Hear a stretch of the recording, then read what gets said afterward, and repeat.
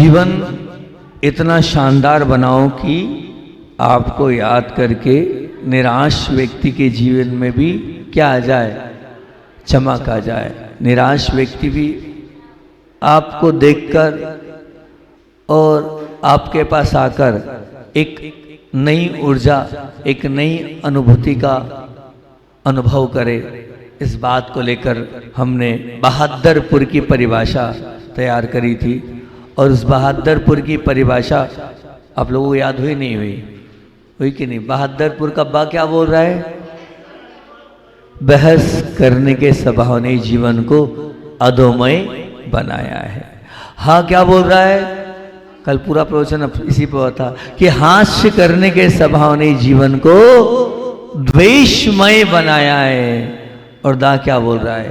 दर्प अर्थात अभिमान करने के स्वभाव ने जीवन को क्लेशमय बनाया है।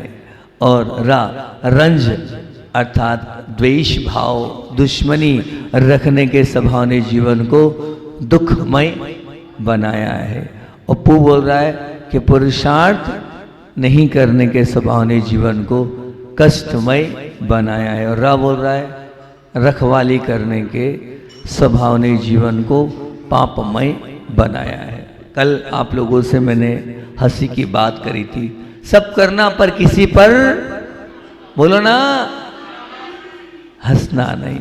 अगर हमने किसी की हंसी उड़ाई तो निश्चित मान के चलना वो हंसी हमें बहुत महंगी पड़ सकती है। वो हंसी हमारे जीवन में हो सकता है कि कहीं द्वेष का कारण बन सकती है। और आज आप लोगों के सामने दर्प की बात करना। दर्प मतलब मैंने उसका अर्थ आपको बता दी क्या? अभिमान, ईगो। अगर हमने अपने ईगो को नहीं छोड़ा, हमने अगर अपने अभिमान को नहीं छोड़ा तो निश्चित मान के चलना हमारा जीवन कहीं ना कहीं किसी न किसी तरीके से रावण की तरह अंत को प्राप्त होगा। ऐसा कहते हैं कि एक थे राम एक था रावण। एक थे राम एक था रावण। राम को मर्यादा पुरुषोत्तम बोला जाता है तो रावण को अभिमानी बोला जाता है।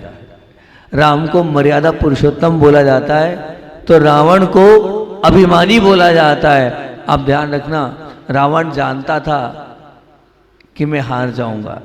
रावण जानता था कि निश्चित मेरा अंत है, लेकिन सिर्फ मेरी बदनामी हो जाएगी मैं झुक गया तो।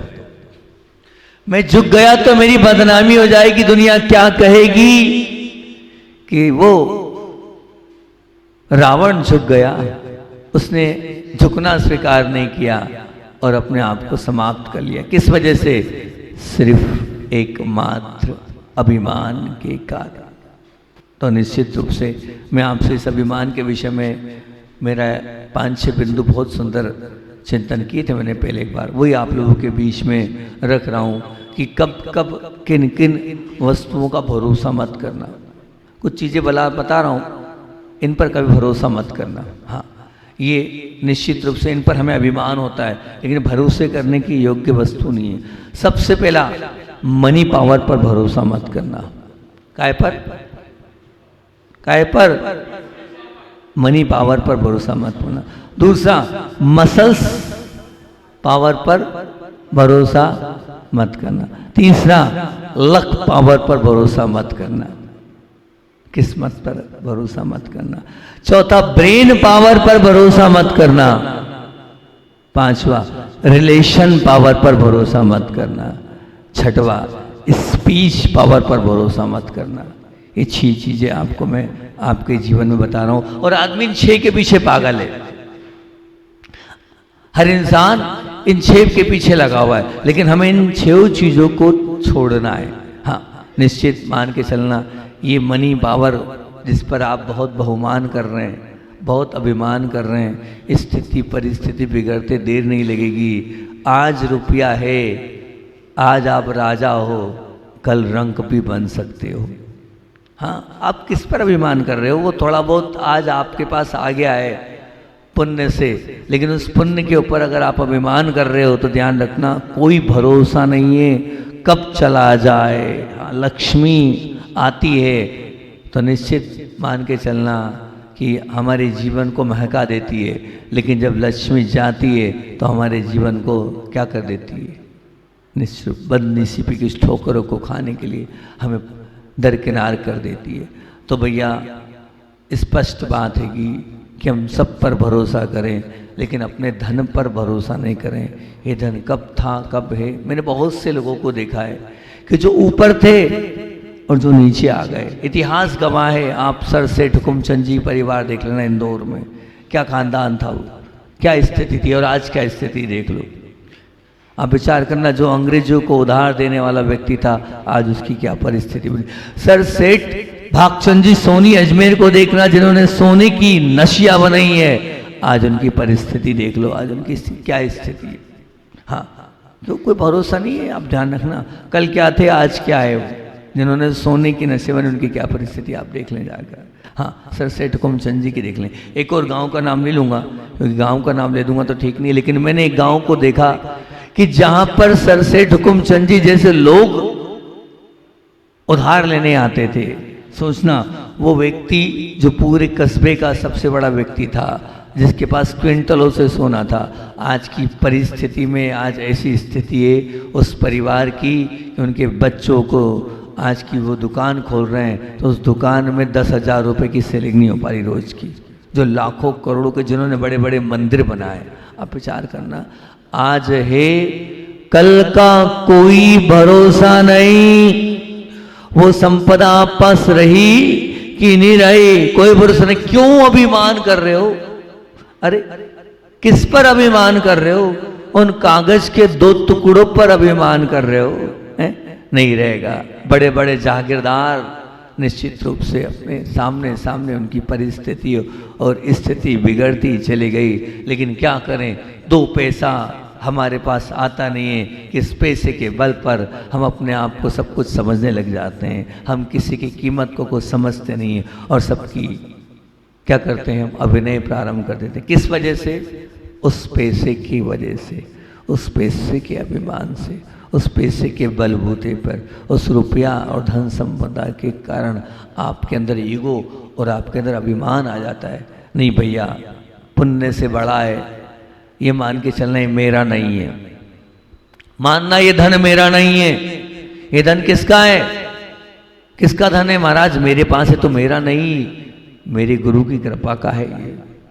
ये प्रभु की, चंदा प्रभु की कृपा का है, ये उनका है, मेरा नहीं है। मैं क्यों अभिमान करूं उस पर? हाँ, अगर पैसा बढ़ रहा है, लक्ष्मी बढ़ रही है, संपदा बढ़ रही है, अभिमान मत करना और हमेशा मानना ये मेरा नहीं, ये गुरु और प्रभु की कृपा का परिणाम है।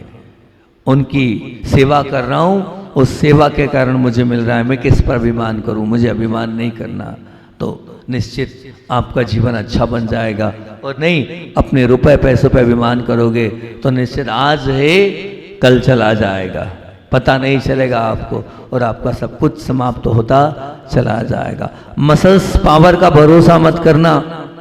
मसल्स मतलब हो सकता है आपके पास आज बहुत शक्ति है, आज बहुत पावर है, आज शरीर में बहुत दम है, तो आप उस दम के कारण, उस शक्ति कारण, उसके कारण आप चाहे जिससे लड़ने झगड़ने पहुंच जाओगे, सब कुछ होगे। बहुत सैकड़ों उदाहरण है। सबसे बड़ा उदाहरण तो हमारे देश का गामा पहलवान का है। गामा पहलवान एक ऐसा व्यक्ति था जिसको आज तक किसी ने नहीं हराया। एक वो है जो कुश्ती में आज तक नहीं हारा, गामा पहलवान। लेकिन आप विचार करना, उस गामा पहलवान का अंत कैसा निकला। जब आखिरी समय था, अपने हाथ से मक्खी नहीं उड़ा पा रहा था, वो अपने हाथ से मक्खी नहीं उड़ा पा रहा था। विचार करना, वो व्यक्ति जिसको दुनिया में कोई नहीं हरा सका, और वो व्यक्ति अंत समय ऐसा उसको अपने उस पर अभिमान हुआ था कि आखिरी समय उसका ऐसा बिगड़ा कि वो अपनी मक्खी भी नहीं उड़ा पाया। क्यों? किसकी ताकत पर आप भरोसा कर रहे हो? अरे अभी जरा सा ये शरीर है, थोड़ा सा लखवा लग गया, क्या कर लोगे आप? हाथ पैर चला पाओगे? नहीं चला पाओगे। लेकिन आपको ऐसा कमजोर जो लोग हैं उनको आप अगर दबा रहे हो, कमजोर जो लोग हैं उन्हें आप अपने शरीर और अपनी ताकत के बल पर उनको झुका रहे हो, ध्यान रखना, ये गलती मत करना। सत्य के साथ खड़े होना, लेकिन कभी भी अपने शरीर की शक्ति का दुरुपयोग मत करना। आपको आपके पुण्य से ये बल मिला है, ये शरीर मिला है। कुछ ना कुछ पूर्व में आपने ऐसी कोई अच्छे कार्य किए होंगे तो आपको शक्ति मिली है। हाँ, नहीं ध्यान रखना, भीम का भीमसेन शरीर क्यों था, पता किया आपने? आगम ग्रंथ को उठाकर देखना कि भीम का ऐसा शरीर क्यों था। उसने पूर्व भाव में साधुओं की वैयावृत्ति करी थी, सेवा करी थी। उस सेवा का परिणाम था कि भीम जैसा प्रचंड शरीर था। लेकिन ध्यान रखना, अगर आपको ताकत मिली है, बल मिला है, उस शक्ति का दुरुपयोग मत करना। उस शक्ति के साथ आप ऐसा कोई कार्य मत करना जिस कार्य के कारण आपको आने वाले समय में वो बल ना मिले, वो शक्ति ना मिले, वो ताकत ना मिले। हाँ, तो मसल्स पावर का भी ध्यान रखना, भरोसा नहीं करना। तीसरी बात, लक पावर का भरोसा मत करना। लक का समझ रहे, किस्मत। हाँ, मैंने देखा लोगों को, एक व्यक्ति को देखा, मैंने नाम नहीं लूंगा, दुनिया समझ जाती नाम लेने से। तो मैं तो आपसे हमेशा कहता हूं, मैं तो साक्षात रियल उदाहरण देता हूं, मैं कहानी नहीं बनाता हूं, मैं रियल उदाहरण देता हूं आपके सामने। रियल लक पावर का उदाहरण दे रहा हूं। और इतना सुंदर उदाहरण है कि एक व्यक्ति जो चुनाव के अंदर खड़ा हुआ, जब वो चुनाव के अंदर खड़ा हुआ तो उस व्यक्ति ने बोला, मैं प्रचार करने नहीं जाऊंगा, अगर मैंने अच्छा काम किया है तो लोग मुझे वोट दे, मैं काहे को जाऊं किसी के घर। और लक सामने वाले का अच्छा था, जैन व्यक्ति था, और वो व्यक्ति जीता। पूरे एरिया में कोई जैन व्यक्ति नहीं जीता, और वो जनपद में जीत के खड़ा हुआ। लेकिन अब व्यक्ति जीत गया, जीतने के बाद क्या हो जाता है, क्या हो जाता है? अभिमान। अब अभिमान हो गया कि मैं जीता हूँ, जीता हूँ, जीता हूँ। जो व्यक्ति इतनी सारी पंचायतों का मालिक, जनपद का तो बहुत सारी पंचायतों का मालिक होता है, कितने सारे सरपंच उसके हाथ के नीचे रहते हैं, लेकिन वो ये नहीं भूला कि मुझे मेरे बड़े बुजुर्गों के नाम से वोट मिले, मुझे मेरे गुरु की कृपा से सब कुछ मिला है। उस अभिमान को भूल गया। जिस व्यक्ति की आवाज में पूरी गांव, पूरा कस्बा कांपता था, उस अभिमान में उसने सब कुछ छोड़ दिया। और अब ऐसी दो फुटी की उसकी इज्जत हुई कि बाद में उस अभिमान ने उसको ले डूबा। और आज कोई भी व्यक्ति आके उसको दम दे देता है, आज कोई भी व्यक्ति आके उसको चमका देता है। जो व्यक्ति बिना प्रचार प्रसार के जनपद के चुनाव में जीता, और वो व्यक्ति उस अभिमान में रह गया कि मेरे पास सब कुछ हैगा, वो अभिमान उसको ले बैठा। ध्यान रखना, आज लक तुम्हारे साथ है, किस्मत का कोई भरोसा नहीं। किस्मत कब आपको धोखा दे दे और कब आपके साथ निश्चित रूप से ऐसा घट जाए। तो आप है, आज आपके पास अध्यक्ष पद है, आज आपके पास मंत्री पद है, आज आपके पास बहुत कुछ है, लेकिन ये जो बहुत कुछ है कब चला जाएगा कोई भरोसा नहीं है। इसलिए उस पर अभिमान मत करना कि मैं ये हूँ, मैं वो हूँ, मेरे पास ये है, मेरे पास वो है। नहीं, बिल्कुल नहीं। हाँ, कब परिस्थिति और कब स्थिति खराब हो जाए उस पर अपने आप पर, आप अपने उस पुण्य पर भरोसा मत करना और उस पर अभिमान मत करना। नियम लो, आज पद पर हैं, लेकिन उस पद का कभी अभिमान नहीं करेंगे मैं ये हूँ। हाँ, मैंने पद, मेरे पास जो मिला है वो मैंने सेवा के लिए लिया है, दिखाने के लिए और बताने के लिए नहीं लिया है दुनिया को। अगर दिखाने के लिए और बताने के लिए लिया है तो कोई काम का नहीं है आपका, वो सब कुछ आप धोखा दे रहे हो। बिल्कुल वो गलती कभी मत करना, ध्यान रखना।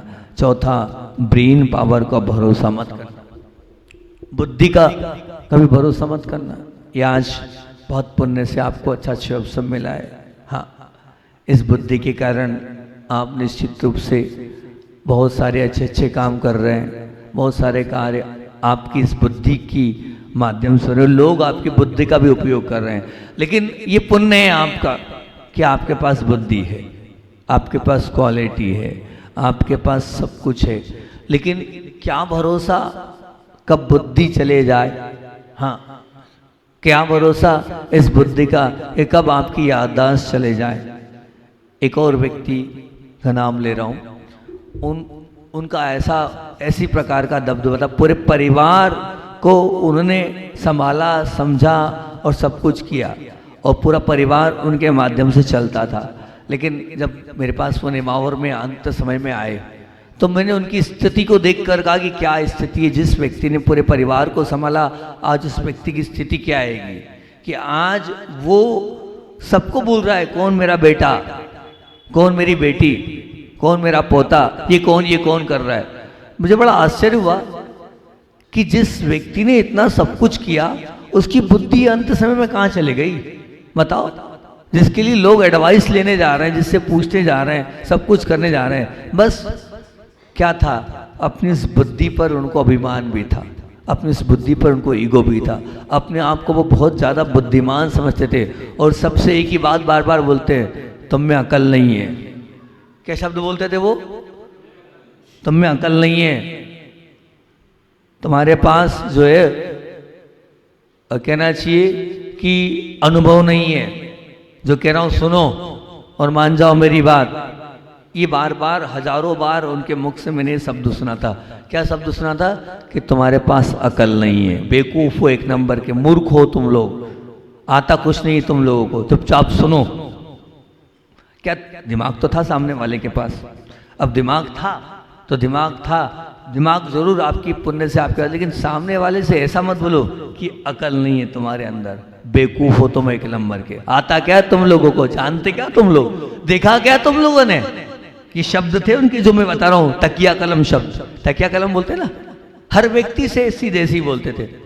तो अब मैंने कहा, मैंने बार बार गौर किया पूरा सब कुछ संभालने वाला, पूरा परिवार खानदान संभालने वाला इस व्यक्ति की गति ये क्यों बनी। तब मैंने गौर किया हर एक चीज में जो व्यक्ति आगे रहता है वो बार बार एक शब्द बोलते थे कि तुम में अकल नहीं है। ये शब्द उनकी जान ले गया अंत समय में, जिसने पूरे गांव को चलाया, पूरी समाज को चलाया, पूरे परिवार को चलाया, पूरे रिश्तेदारों को चलाया, लेकिन क्या बोल के चलाया कि तुम में अकल नहीं है, तुम में कुछ आता नहीं है, तुम क्या जानते हो, तुम मूर्ख हो, तुम बेवकूफ हो। ये शब्द उनके मुख से निकलते थे और अंत समय में नेमावर में जब आए वो मुझको नहीं पहचान पा रहे थे, मैं कौन हूं, ये कौन है। मुझसे कहते, मतलब मैं तो बहुत उनके साथ रहा हूं, जानता हूं, मुझसे कहते कौन है। अब विचार करना, आचार्य श्री को पहचान नहीं पा रहे थे वो, अपने परिवार को पहचान नहीं पा, कहां गई अकल, कहां गई बुद्धि। मैं पूछ रहा हूं कहां गई इस व्यक्ति की बुद्धि। मैं नाम नहीं लेना चाहूंगा क्योंकि नाम ले लेता हूं तो सब लोग दुनिया सुनती है, लेकिन जो समझने वाले वो तो समझ गए महाराज किसकी बात कर रहे हैं, है ना। पर कहां गई बुद्धि बताओ। जीवन पर्यंत अपनी बुद्धि पर गर्व था कि मेरे जैसा कोई नहीं, मैं जैसा हूं वैसा कोई नहीं, ये पूरे लोग बोलते थे उनसे कि महाराज इनके पास जो है वास्तविकता में नहीं है इनकी वास्तविकता, लेकिन आपके पास है, आपके पुण्य से है, लेकिन उसका क्या नहीं करो, सबके सामने बोलो मत। हाँ, आपके गांव में भी कुछ ऐसे लोग होंगे जिनके पास अच्छी बुद्धि होगी, जिनके पास सच में समझदारी होगी, जो वास्तविकता में बोलने की कला में भी अच्छे होंगे और बात करने की कला में भी अच्छे होंगे। लेकिन वो अगर मान लो इस प्रकार से करेंगे, मैं साक्षात उदाहरण दे रहा हूँ आपको, मैं स्पष्ट बता रहा हूँ, मुझे सत्य घटनाएं पसंद है, मैं मेरे जीवन में अनुभूत घटनाएं आपके बीच में रखता हूँ, ठीक है ना।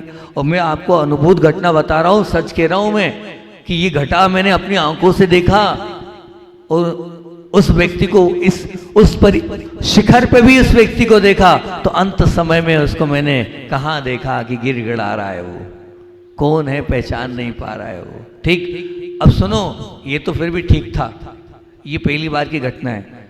जब अगली बार आए ना वो, तो और स्थिति खराब हुई उनकी। क्या स्थिति खराब हुई? अब और विक्षिप्तपन आया, और विक्षिप्तपन ऐसा आया कि वो गाली देने लगे, वो अपशब्द बोलने लगे। अब उस व्यक्ति ने रात में नहीं खाया, अब रात में मांगने लगे। धर्मात्मा व्यक्ति था वो, लेकिन एक जरा सी गलती काय की, बुद्धिमान की बुद्धि भ्रष्ट, सब कुछ भूल गया। धीरे धीरे अंत समय चिल्लाते, है ना, और गाली देते और मारते। अब क्या हुआ, अपनी पत्नी को मारना, अपने बच्चों को मारना की स्थिति पे गया। क्या हुआ पूछ रहा हूं, बहुत अकल थी ना, बहुत बुद्धि थी ना, कहाँ चली गई वो बुद्धि, कहाँ चली अकल कि अपनी पत्नी जो रोटी खिला रही है उसको मारना, अपने बच्चे उन पर लकड़ी उठाना। ये स्थिति बनती है जब हम अपनी बुद्धि पर गर्व करते हैं, जब हम अपने क्षयोपशम पर गर्व करते हैं, जीवन पर्यंत इस बात को ध्यान रखना जो मैं आपसे बात बोल रहा हूँ। कब आपका कर्म आपका साथ नहीं दे और कौन सा उदय में जाए, इसलिए कभी नहीं बोलना कि तुम बेवकूफ़ हो, तुम्हें कुछ नहीं आता, मेरे मूर्ख हो तुम, ये कभी नहीं बोलना। तुम्हारे में अकल नहीं, कभी नहीं बोलना।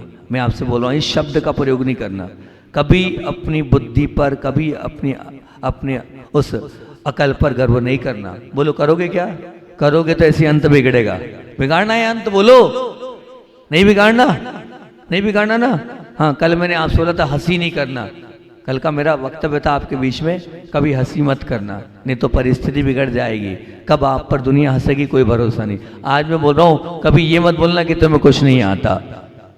अरे भैया वो कुछ तो लेके आया है। ये बात की बात है कि आपका क्षयोपशम नहीं चल पा रहा है और उसका चल रहा है। अब मान लो अलग अलग सब्जेक्ट हैं, है ना, मैथ्स अलग, हिंदी अलग, है ना, अलग अलग सब्जेक्ट हैं मान लो आपके एजुकेशन लाइफ में या उस लाइफ में। अब आपका मैथ्स में अच्छा दिमाग है तो हो सकता है उसका सोशल साइंस में अच्छा दिमाग हो सकता है।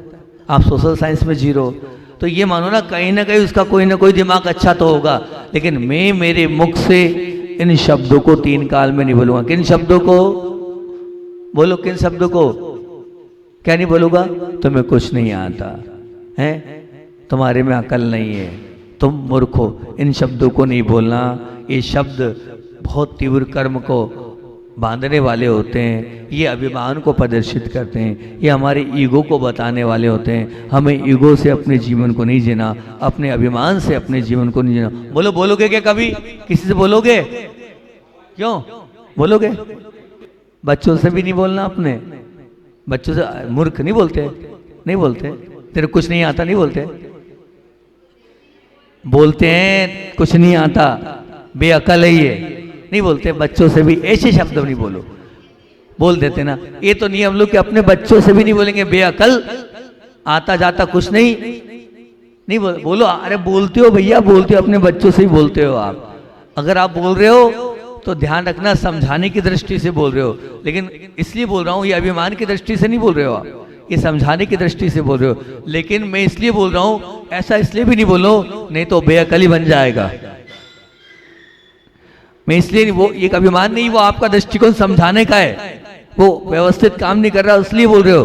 कहीं अभिमान है तो कहीं समझाना है, लेकिन कहीं ऐसा नहीं हो बार बार बेअकल बेअकल बेअकल बोलकर आप उसको सच में बेअकल बना दो। क्योंकि आप बददुआ तो दे ही रहे हो, आप बोल के बददुआ तो प्रेषित कर ही रहे हो कि तुझे कुछ नहीं आता, तू बेअकल है, तू मूर्ख है। तो जो बेअकल बोलता है, जो मूर्ख बोलता है, वो निश्चित रूप से आप मान के चलना कि होगा। मैंने भी कल मेरी एक धारणा बदली, कल रात को सामायिक में चिंतन कर रहा था मैंने मेरी धारणा बदली। मैंने कहा गलती मेरी है, गलती किसी और की नहीं, गलती मेरी है ना। क्योंकि मैंने कम से कम हजारों बार एक माला जप ली, अब मुझे माला जपना ही नहीं है। मैं आपको बता रहा हूँ, कल मेरे सामायिक में चिंतन आया और बड़ा अच्छा चिंतन आया। दोनों महाराज जी को बताता हूँ कि मैंने इन महाराजों के सामने 20-25 बार बोल दिया होगा और सैकड़ों बार इसका जप कर लिया होगा। मैंने कहा अब नहीं बोलना मुझे। मतलब हमारा एक चार्ट हम पालते हैं अपनी चर्या से संबंधित, और वो जो चार्ट है उस चार्ट को संघ में बहुत अच्छा पालते थे, और संघ से निकले तो बामोरा में थोड़े दिन में बहुत अच्छा रहा, फिर उत्तम जैसे लोग मिले उनने बिगाड़ दिया हमें, ठीक है ना। तो अब फिर उसके बाद जो है इतने अच्छे से पाला नहीं। तो अब मैंने उसके बाद हजारों बार मुझसे चार्ट नहीं पलता, मैं चार्ट नहीं पाल पा रहा हूँ, मैं चार्ट नहीं पाल पा रहा हूँ, मैं खुद उदीर्णा कर रहा हूँ। मैंने 2, 4, 10 बार चालू किया, मैं मुहूर्त से भी चार्ट प्रारंभ करता हूँ लेकिन नहीं पल पा रहा, नहीं पल पा रहा है। मैं खुद उदीर्णा कर रहा हूँ, नहीं पल पा रहा, तो आज तक नहीं पल पाया। कल मैंने निर्णय ले लिया, कैसे नहीं पल पा रहा है, मेरे से चार्ट पल रहा है, मैं पालूंगा। कल मैं इसकी उदीर्णा करूँ ना कि मेरे से चार्ट पल रहा है, मैं पालूंगा, मैं ही पालूंगा। पहले भी मैं नहीं पला था, आज भी मैं ही तो पालने वाला हूँ। कैसे नहीं पलेगा? पलेगा, पालेंगे तो पलेगा। मतलब हम चाहेंगे तो नियम अपने से होगा, हम चाहेंगे नहीं तो कहाँ से होगा। अब ये वाली बात करें, खुद बार बार उदीर्णा करेंगे कि मुझसे नहीं पल रहा, मुझसे नहीं पल रहा है, तो भैया आप ही तो अपनी दरवाजे बंद कर रहे हो आगे के। और फिर आप बोल रहे हो नहीं पल रहा, नहीं पल रहा, नहीं पल रहा। नहीं, हमें क्या बोलना है? नहीं पलेगा, पालना है, और मैं ही पालने वाला हूँ और मैं ही पालूंगा।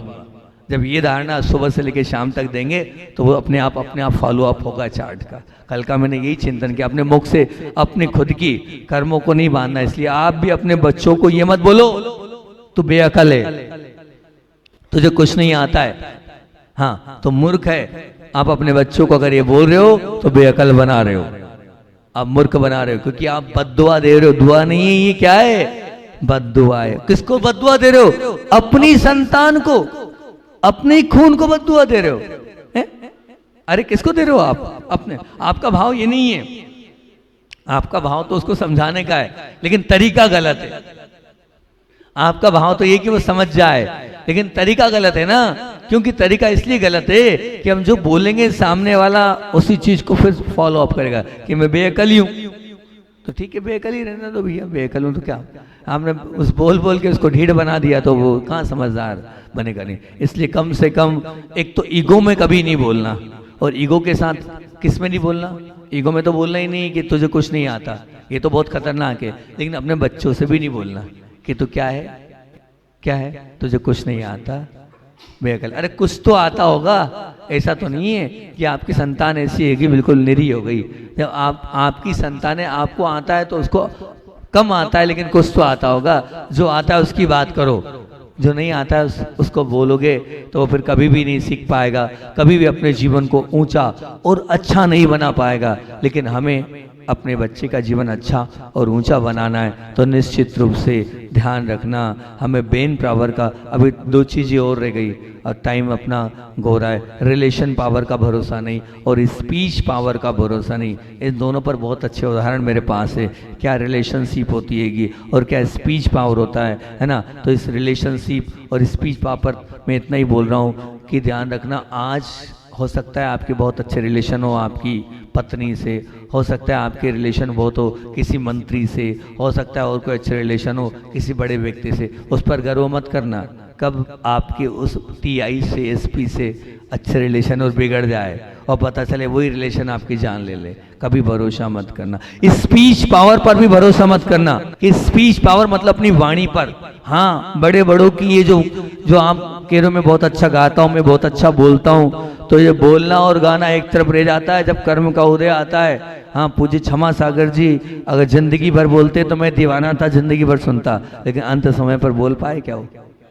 कब ये स्पीच पावर चले जाए, रिलेशन पावर का कोई भरोसा नहीं है, ध्यान रखना। और ये 6 पर कभी पागल मत बनना, ना मनी पावर, ना मसल्स पावर, ना लक पावर, ना ब्रेन पावर, ना रिलेशन पावर, ना स्पीच पावर, इनका कोई भरोसा नहीं है। इस पर कभी अभिमान मत करना। अभिमान करोगे कब क्या हो जाए हम नहीं कह सकते। 6 के पीछे पागल मत बनना। और अगर इनको बढ़ाना है तो शेयरिंग पावर रखो, है तो शेयर करो, केयरिंग पावर करो अर्थात पवित्रता को बनाए रखो, और बेरिंग पावर अर्थात सहने की क्षमता रखो, और डेयरिंग पावर अर्थात निश्चित रूप से अगर ये है तो अच्छे काम के लिए डेयरिंग के साथ इन सब का उपयोग करोगे तो बहुत अच्छी बात है। और नहीं तो ये कब चला जाएगा कोई भरोसा नहीं है। इन 6 चीज़ों को आप अपने जीवन में महत्व दो, लेकिन कैसे महत्व देना है? अभिमान के साथ महत्व देना है तो शेयरिंग के साथ मत दो, देना तो केयरिंग के साथ मत दो, देना तो बेरिंग के साथ मत दो, और देना है तो डेयरिंग के साथ मत दो। ये अभी प्रवचन थोड़ा सा मेरा डेयरिंग शेयरिंग केयरिंग वाला है। कल इस पर मैं और अगर रहा तो बोल दूंगा। आपका कल हो सकता है क्या हो अंतिम ही, और बाकी तो अभी 3 बिंदु रह गए। अब जितना हो पाएगा उतना कर पाऊंगा, बाकी बचा अगली बार देखेंगे। बोलिए आचार्य वन विद्यासागर जी महामुनि राज की।